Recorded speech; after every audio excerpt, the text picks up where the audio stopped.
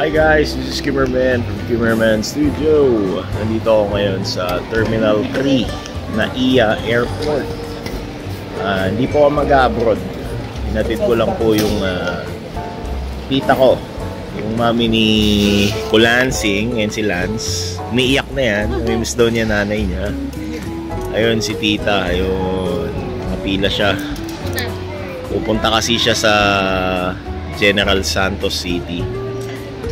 Dito siya nakapila sa check-in counter ng Cebu Pacific.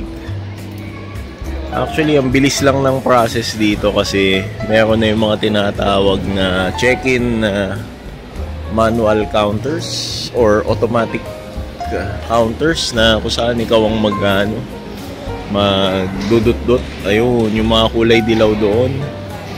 Yan. Mabilis ang process dyan, yung mga dilaw na yan. Ayan ang kinaganda ng Cebu Pacific.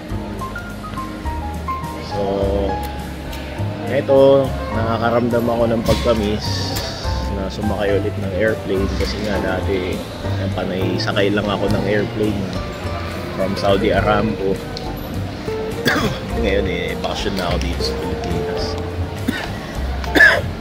Tenga muna ako for 1 year siguro habang pa-process ng German papers natin.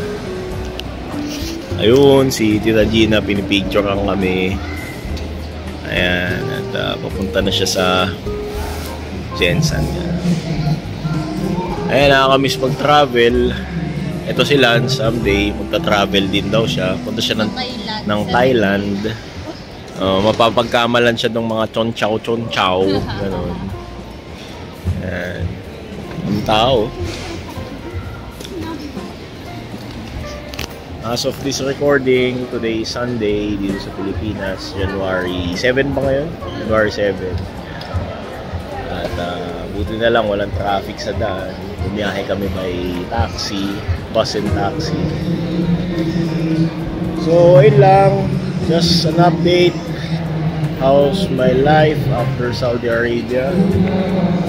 At ito, nandito ako sa Pilipinas, nag-enjoy making up for the lost time with my family and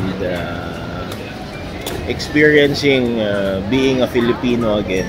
Kasi makalimutan ko na maging Pilipino actually. So ganito pala maging Pilipino ulit. Bonding.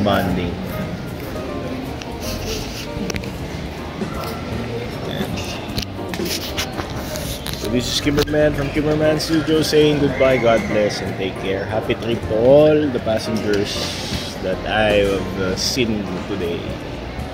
Bye-bye!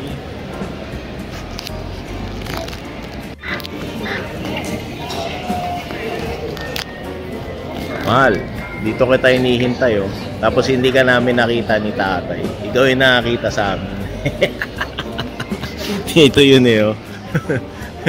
Paano dyan siya dumaan sa gilid? Dyan siya dumaan. Oo, ang tingin namin sa gitna. Doon siya dumaan sa gilid. Marami sigurong tao. Ang daming tao.